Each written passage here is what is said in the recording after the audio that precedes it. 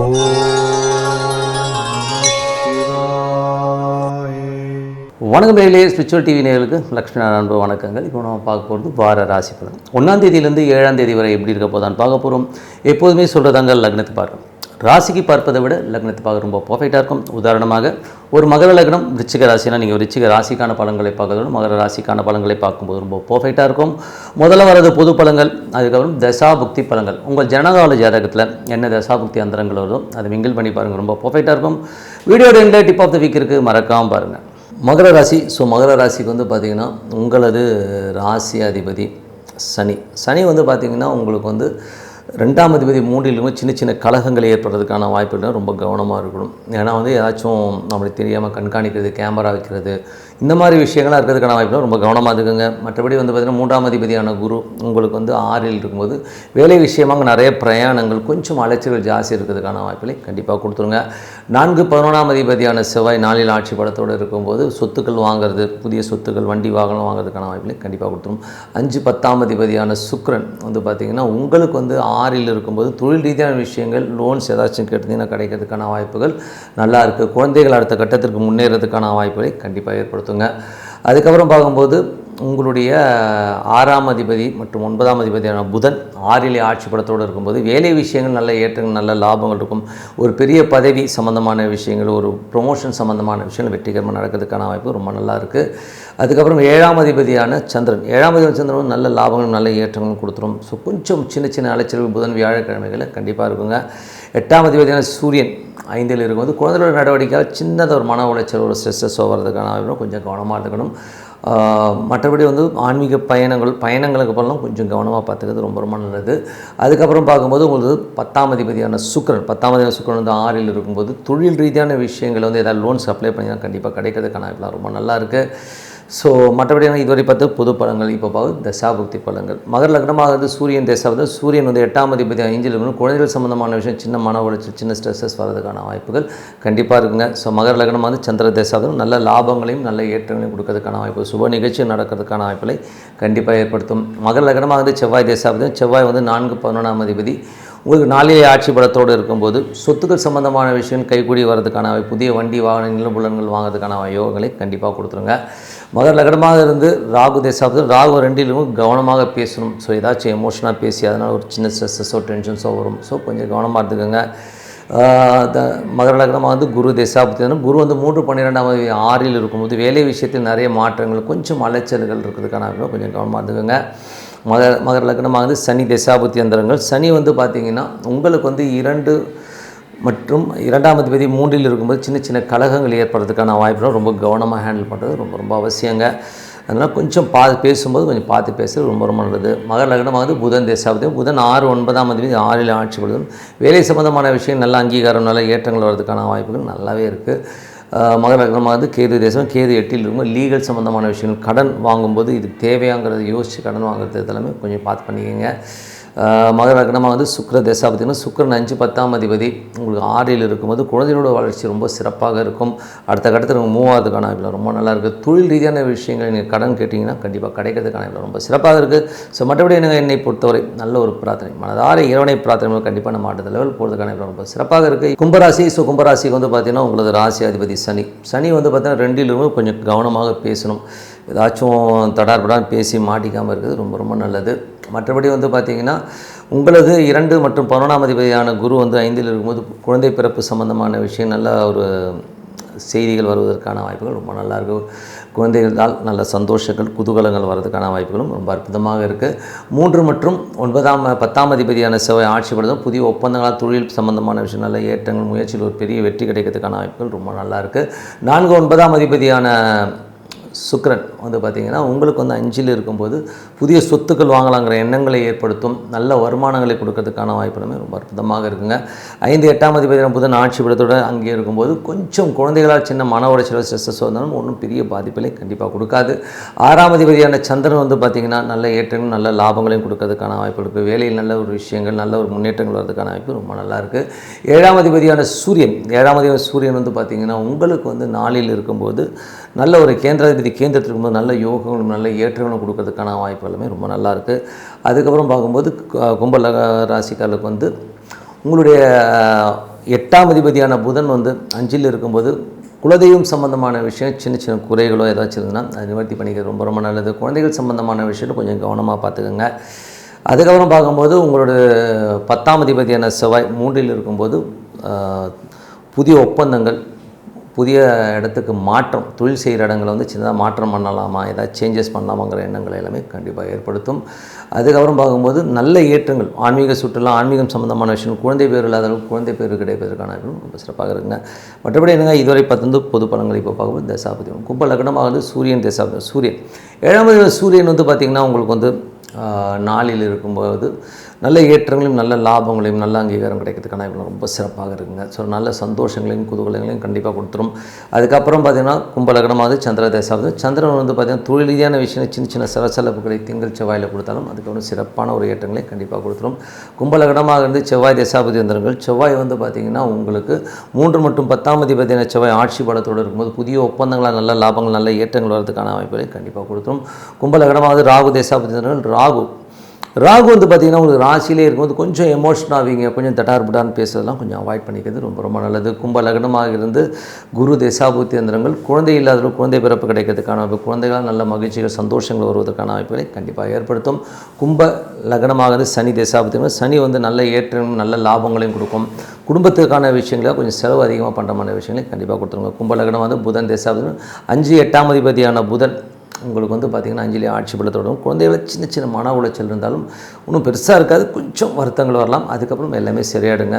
கும்பலகனமாக கேது தேசாபதியும், கேது வந்து 7ல் இருக்கும்போது கணவன் மனைவிக்குன்னு சின்ன சின்ன வாக்குவாதங்கள் ஏற்பட்டாலும் அது ஒன்றும் பெரிய பாதிப்பிலே கண்டிப்பாக கொடுக்காது. கும்பலகனமாக இருந்து சுக்கிர தேசாபதி, சுக்கிரன் 4 9ஆம் அதிபதி 5ல் இருக்கும்போது புதிய நிலபுலன்கள் வண்டி வாகனங்கள் வாங்குகிற யோகங்களை கண்டிப்பாக ஏற்படுத்துங்க. மற்றபடி என்னை பொறுத்தவரை வந்து பார்த்திங்கன்னா ஒரு நல்ல ஒரு மாற்றங்கள் வரணும்னா ஒரு பிரார்த்தனை ரொம்ப ரொம்ப அவசியங்க. மனதார வந்து இறைவன் வந்து பிரார்த்தனை பண்ணும்போது கண்டிப்பாக நம்ம அடுத்த லெவல் போகிறதுக்கான ரொம்ப சிறப்பாக இருக்குது. மீனராசி. ஸோ மீனராசிக்கு வந்து பார்த்திங்கன்னா உங்களோட ராசி அதிபதி குரு வந்து 4ல் இருக்காருங்க. 4ல் இருக்கும்போது தொழில் ரீதியான விஷயம் நல்ல ஏற்றங்கள் நல்ல லாபங்கள் வர்றதுக்கான வண்டி வாகனம் விற்பனை பண்ணுறவங்க, ரியல் எஸ்டேட் துறையில் இருக்கவங்க கொஞ்சம் அதெல்லாம் வந்து நல்ல ஏற்றங்களை கொடுக்கறதுக்கான வாய்ப்புகளை கண்டிப்பாக கொடுத்துருங்க.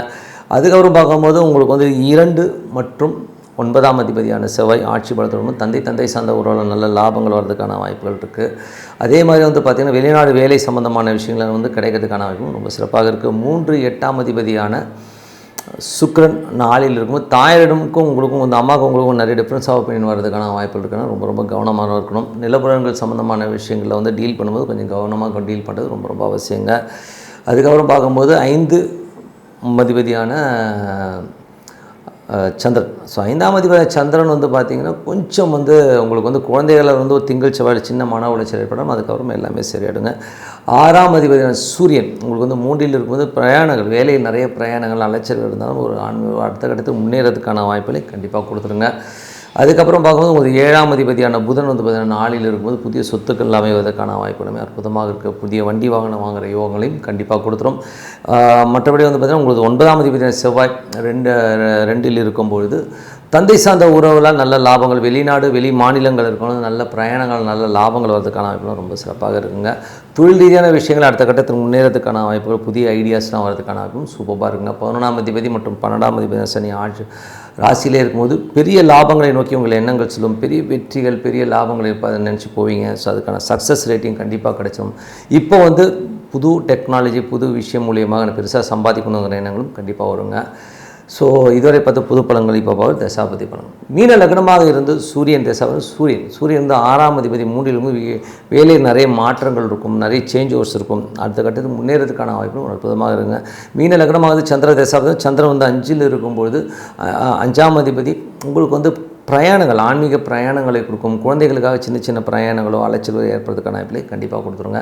திங்கள் செவ்வாயில் மட்டும் ஒரு சின்ன மன உளைச்சல் வந்து போகிறதுக்கான வாய்ப்பு கண்டிப்பாக இருக்கும்.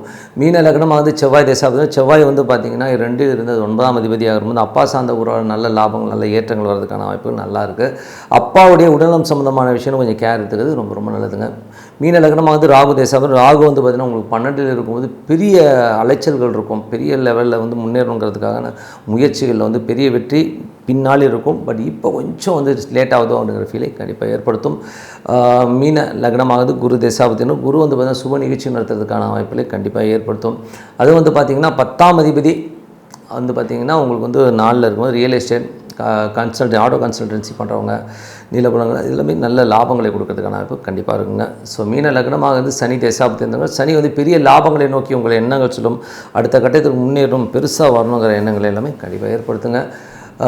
மீன லக்னமாக இருந்து புதன் தசாபுத்தி அந்தரங்கள். புதன் வந்து பார்த்திங்கன்னா உங்களுக்கு இப்போ நாளில் இருக்கும்போது நல்ல லாபங்களையும் நல்ல ஏற்றங்களையும் கொடுக்கறதுக்கான வாய்ப்புகளை கண்டிப்பாக கொடுத்துருங்க. மீன லக்னமாக வந்து கேது தசாபுத்தி, கேது வந்து 6ல் இருக்கும்போது வழக்கு விஜயங்கள் பெரிய வெற்றிகள் வர்றதுக்கான வாய்ப்புகள், கொஞ்சம் அவுட் ஆஃப் கோர்ட் கூட போயிட்டு கிளியர் பண்ணுறதுக்கான வாய்ப்புகளை கண்டிப்பாக கொடுத்துருங்க. மீன லக்னமாக வந்து சுக்கிர தசாபுத்தி, சுக்கிரன் வந்து பார்த்தா 3ஆம் அதிபதி மற்றும் 8ஆம் அதிபதியான சுக்கிரன் அது நாளில் இருக்கும்போது கொஞ்சம் தாயாருக்கும் உங்களுக்கும் நிலபுல விஷயங்களோ ஏதோ ஒரு விஷயத்தை வந்து மனக்கசப்புகளோ ஒரு டென்ஷன் வரதுக்கான ரொம்ப ரொம்ப கவனமாக இருக்கணுங்க. மற்றபடி என்னை பொறுத்த ஒரு நல்ல ஒரு பிரார்த்தனை, மனதார இறைவனை பிரார்த்தனை பண்ணும்போது நம்ம அடுத்த லெவல் போகிறதுக்கான ரொம்ப சிறப்பாக இருக்குது. Tip of the week. So tip of the வீக்கில் வந்து பார்த்திங்கன்னா குரு பயிற்சி யார் யாரை பாதிக்கும். ஸோ எல்லாருமே வந்து ஜென்ரலாக வந்து ஒரு ராசி பலனை பார்த்து எனக்கு ஜென்மகுரு வந்துருச்சு, எனக்கு டென்ஷனாக இருக்குது, ஐயோ இப்படி ஆகிடும் அப்படி ஆகிடும்னு சொல்லிட்டு நிறைய பேர் வந்து ஸ்ட்ரெஸ் ஆகிடுறீங்க.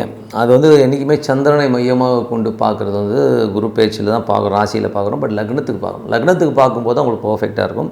ஜென்ரலாக சொல்கிறேனே எப்படிலாம் வந்து குரு பேச்சு உங்களை பாதிக்குங்கிறதுல வந்து என்ன மாதிரி விஷயம்னா, நம்பர் 1 உங்கள் லக்னத்துக்கு வந்து குருவின் தசாபுக்திகள், அதாவது குருவுடைய தசாபுக்திகளோ இல்லாட்டி உங்களுக்கு நடக்கிற தசாபுக்திகளோ வந்து குருவுடைய நட்சத்திரம் நடக்கிற தசாபுக்திகள் நடந்ததுன்னா அப்போ வந்து உங்களுக்கு வந்து அந்த காலகட்டங்கள் வந்து ஒரு டென்ஷனையோ ஸ்ட்ரெஸ்ஸையோ கண்டிப்பாக ஏற்படுத்தும். அதுவும் அது நெகட்டிவான இடத்துல இருந்தால், உதாரணமாக பார்த்தீங்கன்னா இப்போ வந்து 5 8ஆம் அதிபதி சிம்மராசிக்கால் வந்து 5 8ஆம் அதிபதி குரு வந்து பெரிய ஐயோ அஷ்டம குரு பயங்கர டென்ஷன் பண்ணுவார் அப்படிலாம் சொல்லுவாங்க. அப்படி பார்த்திங்கன்னா டிகிரி வைஸ் பார்க்கும்போது இவருடைய லக்னம் நம்ம விஜய் சாருடைய லக்னமும் பார்த்திங்கன்னா 5 8 தான் வரும். பட் என்னென்னா அவருடைய ஜனகால ஜாதகத்தில் குரு கும்பத்தில் இருக்கிறனால சனியும் குருவும் வந்து ஒரு பரிவர்த்தனையில் போயிட்டாங்க. ஸோ அதனால் வந்து பார்த்திங்கன்னா அது வந்து பெரிய யோகமாக மாறிடுது. ஸோ அந்த மாதிரி நிறைய விஷயங்கள் இந்த மாதிரி வந்து எடுத்தோம் கவுத்தோன்னு நம்ம வந்து ஜென்ரலாக ஒரு ராசி பலனை வச்சு முடிவு பண்ணாமல் அதுக்குள்ளே போய் பார்த்திங்கன்னா தான் தெரியும். அது மட்டும் உங்களுக்கு அந்த குரு திசையோ புத்தியோ அந்தரமோ நடந்ததுனா தான் அது எஃபெக்ட் ஆகும். அது நடக்கலைன்னா அதோடைய பர்சன்டேஜ் வந்து மிஞ்சி போனால் ஒரு 5% தான் நடக்கும். எல்லா காலமும் அப்படியே ஒரு வருஷமும் போட்டு அடிக்கும் உதைக்கும்னு சொல்கிறதுலாம் வந்து ரொம்ப தவறுதலான விஷயம். அது மட்டும் இல்லாமல் அவர் பிரயாணிக்கிற நட்சத்திரங்கள் அது ரொம்ப மேஜராக வேலை செய்யும். உதாரணத்துக்கு வந்து குரு வந்து கடகத்துக்கு வந்து பயிற்சியாகி போகும்போது அவர் சுயசாரத்தில் இருப்பார். ஸோ புனர்பூசத்தில் போவார், அதுக்கப்புறம் பூச நட்சத்திரத்தில் போவார். ஸோ பூச நட்சத்திரத்தில் போகும்போது என்ன ஆகும்னா சனியுடைய விஷயங்கள் யாருக்கெல்லாம் இருக்கோ அவங்களுக்கு சனி திசை நடக்கிறவங்க, சனி தசாபுத்தி அந்த நடக்கிறவங்க அவங்களுக்குலாம் வந்து கண்டிப்பாக ஒரு பாதிப்பை கொடுக்கும், ப்ளஸ்ஸும் கொடுக்கும் மைனஸும் கொடுக்கும். அவங்க ஜனனகால ஜாதகத்தை வச்சு தான். அதே மாதிரி வந்து பார்த்திங்கன்னா அதுக்கப்புறம் ஆயில்யத்துக்கு போகும். ஸோ ஆயில்யத்துக்கு போகும்போது எப்படி இருக்குது அப்படி தான் பார்க்கணுமே ஒழிய ஜென்ரலாக வந்து பொதுப்படையாக வந்து ஒரு குரு வந்து இப்படி பண்ணிட்டார் அப்படின்னு. அதே மாதிரி நிறைய பேர் சொல்லுவாங்க குருங்கிறவர் வந்து பார்த்திங்கன்னா நல்லவர், அவர் எல்லாமே கொடுத்துறாரு. அப்படி கிடையாது. எல்லா லக்னத்துக்கும் வந்து குரு வந்து நல்லவரானா கிடையவே கிடையாதுங்க.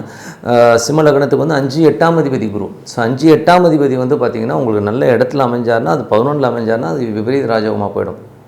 அது மட்டும் இல்லாமல் வேறு எங்கேனாச்சும் அமைஞ்சிச்சுன்னா அது ஒரு பெரிய மைனஸாக போடும். ஸோ குரு பயிற்சியை வந்து பிளைண்டாக எடுத்துக்காதீங்க. உதாரணமாக சொல்ல போனால் அதே குரு கன்னி ராசிக்காரர்கள் வந்து 7ஆம் அதிபதியும் மிதுன ராசிக்காரர்களுக்கு வந்து 7ஆம் அதிபதி வரும். ஸோ நாங்கள் லக்னத்துக்கு வந்து 7 7 பாதகஸ்தானம், அது வந்து கண்டிப்பாக ஒரு பாதகத்தை கண்டிப்பாக ஏற்படுத்தும் அந்த தசாபுத்தி காலங்களில் தான் உண்மையாக. ஸோ குருவை வந்து நீங்கள் பிளைண்டாக இது வந்து குரு வந்து எனக்கு தப்பாக பண்ணுவார் அப்படி பண்ணாலும் தப்பாகவும் எடுத்துக்காதீங்க, ராங்காகவும் எடுத்துக்காதீங்க. அந்த தசாபுத்தி அந்தரங்கள் உங்களுக்கு நடக்கணும். இல்லை உங்களுக்கு நடக்கிற தசாபுத்தி அந்தரங்கள் அந்த நட்சத்திரம் குருடைய நட்சத்திரம் இருக்கணும். அந்த மாதிரி இருந்ததுன்னா கண்டிப்பாக இந்த பாதிப்புகளை அந்த ஏற்படுத்துங்கிறதுல எந்தவித மாற்றமும் இல்லை. அதே நேரத்தில் வந்து பார்த்திங்கன்னா உங்கள் ஜனகால ஜாதகத்தில் யாருக்கெல்லாம் கடகத்தில் கிரகம் இருக்கோ அது மேலே குரு போகும்போது கண்டிப்பாக ஒரு பாதிப்பை. உதாரணத்துக்கு சொல்ல போனோம்னா 1971 72 பிறந்தவர்கள்லாம் பார்த்திங்கன்னா கடகத்தில் வந்து கேது இருக்கும். ஸோ என்னை எப்படி சொல்கிறேன்னா என்னுடைய ஜாதகத்தில் வந்து கடகத்தில் கேது இருக்குது. ஸோ கடகத்தில் கேது இருக்குன்னா அப்போ குரு வந்து பேச்சியாகி வரார். பேச்சியாகி அங்கே வரும்போது அந்த குருவும் என்னோடய ஜனகால ஜாதகத்தில் இருக்க கேதும் மீட் ஆகும்போது கண்டிப்பாக ஒரு பிரச்சனையை கண்டிப்பாக ஏற்படுத்தப்படுறது. அது காலகட்டம் என்ன ஒரு 2 மாதம் வச்சு செஞ்சுருவாங்கன்றது தான் உண்மை. எனக்கு என்ன தான் வேறு ராசி ஈசி எது இருந்தாலும் அந்த கேது இருக்கிற இடத்தில் என்ன ஜனகால ஜாதகத்தில் கேது இருக்கிற இடத்துல அந்த குரு போகும்போது கண்டிப்பாக வந்து இந்த பிரச்சனையை நான் ஃபேஸ் பண்ணி தான் ஆகணுமே ஒழிய. ஸோ இந்த நாடி முறைன்னு சொல்லுவோம். ஸோ இந்த மாதிரி முறையில் பண்ணுறது பர்ஃபெக்டாக வருமே ஒழிய மற்றபடி வந்து ஜென்ரலாக வந்து குரு வந்து ஜென்மத்துக்கு வந்துட்டார் ரொம்ப கஷ்டப்படணும், 7.5 சனி வந்து வச்சு ரொம்ப கஷ்டப்படணுன்றதுலாம் வந்து ரொம்ப தவறுதலான விஷயம்.